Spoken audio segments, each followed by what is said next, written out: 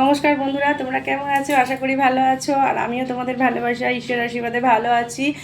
আর কিছু কিছু লোকের এটাই সমস্যা যে কেউ ভালো থাকলে, ভালো খেলে, ভালো পড়লে একদম বন্ধুরা সহ্য করতে পারছে না। যতটা পারছে আমরা কিন্তু তাদের কথা ঘুণাক্ষরেও ভাবি না, বিশ্বাস করো। আমাদের ইন্টারেস্ট নেই সব নোংরা মানুষদের কথা ভাবা।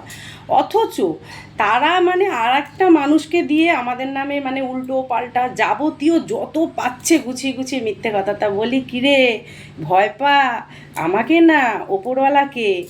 যে ঠাকুরের দীক্ষা নিয়ে তোরা বেরিয়েছিস তাকে ডরা, পারলে তাকে ভয় পা। লোকের নামে মিথ্যে কথা বলে আর কি ভেবেছিস মানুষকে ছোট করবি? তোদের সার্টিফিকেট লোকের কাছে আছে, কেউ প্রকাশ করে না মুখে, এটাই তো। কি বলবো বন্ধুরা, চলো।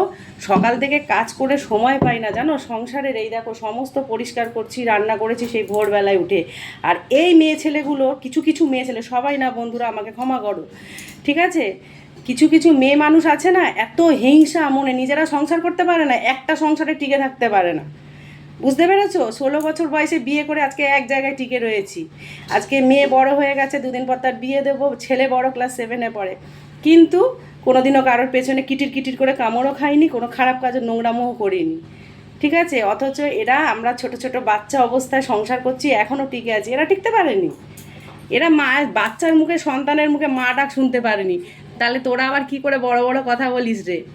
যদি বাপের বেটি হবি সামনে এসে বলবি, তারপর বুঝে নেব কতটা দম আছে। পেছন থেকে চুলকানি চুলকাবি না, বুঝেছো বন্ধুরা? তোমরাও কিন্তু সাবধানে থেকো, তোমরাও সাবধানে থেকো। এইসব মানুষের মিষ্টি মুখের মিষ্টি কথায় না তোমরা বুঝতে পারবে না যে এরা না মিশলে কীরকম এরা ক্যাটাগরি। এরা নিজেরাও ভালো থাকতে জানে না, শুধু লোকের পেছনে ওরা কামড়াবে, বুঝেছো? এদের স্বভাব এত খারাপ। এদের অভাব নেই কিন্তু স্বভাব খারাপ, যেটা ওরা কোনোদিন ঠিক করতে পারছে না আর পারবেও না, বুঝেছো?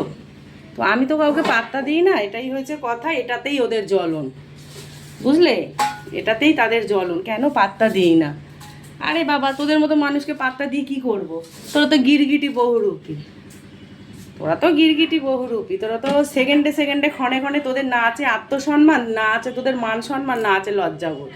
তোদের যেখানে লাথি খাবি, ঝাঁটা খাবি, তোরা সেখানে। কিন্তু আমি যাই না বন্ধুরা, আমি কারোর পেছনে ক্ষতিও করি না, কারোর কিছু করি না। অথচ আমাকে কেউ বললে কেন যাব বলো? আমার তো কোনো ফল্ট নেই যে আমাকে লোকের কাছে যেতেই হবে।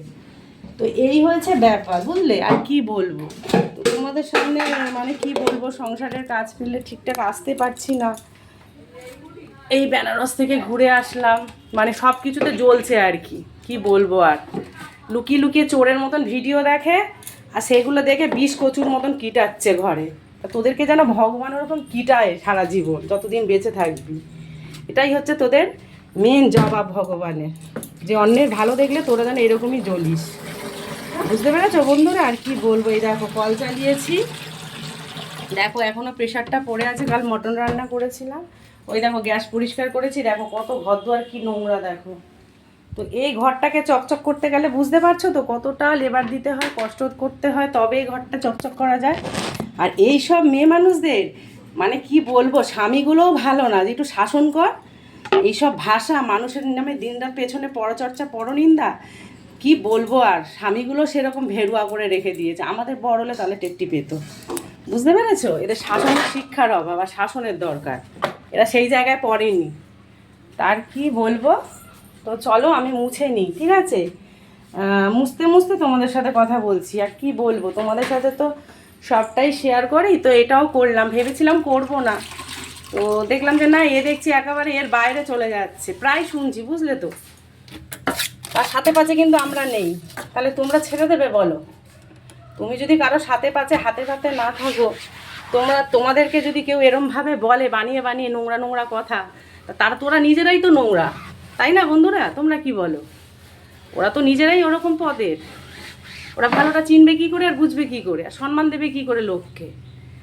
তা যোগ্যতাটা বানা, কাজে দেবে। বেকার বেকার মানুষের নামে নোংরা মিথ্যে কথা বানিয়ে বলে ছোট করা যায় না। ওই দুজনের কাছেই ছোট করতে পারবি, সবার কাছে পারবি না।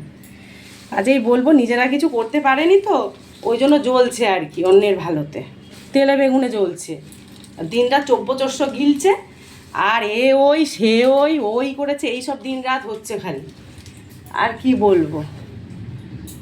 তা এইসব মানুষের থেকে তোমরাও দূরে থেকো, বুঝতে পেরেছো? এই দেখো কবে সেই সাবু আমার দাদা এনেছিল, আর এই যে কটকটি ঘুরতে যাব বলে খেতে পারিনি কেউ। আমাদের কি বলো তো, কেউ খুব একটা বেশি খাওয়ায় না গো, এরা বেশি খেতে পছন্দ করে না। একজন আছে খেতে ভালোবাসে, আমাদের বাড়িতে না আমার ছেলে না মেয়ে কেউ খেতে ভালোবাসেন। ওই যতটুকুনি প্রয়োজনে খাওয়া ততটুকুনি, যে হাউ হাউ করে খাবে ও খায় না কেউ। তা ওই যে এখনও রয়ে গেছে, তোমার দাদা প্রতিদিন তোমাদের দাদা ভাই বলে যে এতগুলা কটকটি কি জানি বলে রয়ে গেল, খেলে না। এই এখন মুচ্ছি বন্ধুরা, আর কি করব বলো। এই দেখো কবে সেই পাকা কুল এনেছে, পেকে যাচ্ছে। দেখো পেয়ারাটার অবস্থা দেখো, এটা পর্যন্ত খেতে সময় পাই না, আর এরা সারাদিন লোকের নিন্দা আলোচনা। তাহলে বুঝতে পারছো এদের স্বভাব কত বছরের পুরনো, এই স্বভাবটা 1-2 বছরের না, আর 1-2 দিনের না। তাহলে আমরা খাবার সময় পাই না, পয়সার কেনা জিনিস সেই সকাল থেকে রাত পর্যন্ত পরিশ্রম করে খেটে আনে, কারোর মাথা পিটিয়ে আনে না। তো বুঝতে পারছো এদের স্বভাব কত বহু গুণে খারাপ। তো একটাই কথা বলবো, তোমরাও ভালো থেকো, সুস্থ থেকো, আর এইসব মানুষের থেকে দূরে থেকো। চলো টাটা।